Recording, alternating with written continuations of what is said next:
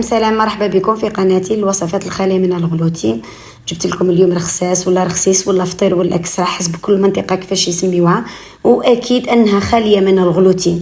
هنا استعملت كيلة سميد ذرة، اي ميزور دو سومول دو مايس، اون دومي ميزور دو فارين دو مايس فارينة الذرة، وكيلة ونصف فارينة لينات الميكس اللي ينسي لو ميكس موالو.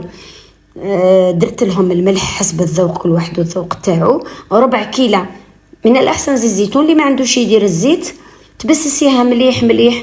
درت السانوج ولا الكمون الكحل كيما نقولوا حنا، كل واحد يدير الزرارع اللي تناسبه. بسستها مليح بالزيت.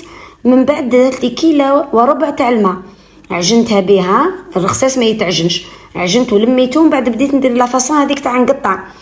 ومن بعد درت القرصات تاعي كيما راكم تشوفوا لي بتيت بول تاعي، خرجت لي قريب 6 قرصات. ولا هاد الميزور اللي درت انا، البول اللي درت، كل واحد يدير الكيل اللي عنده.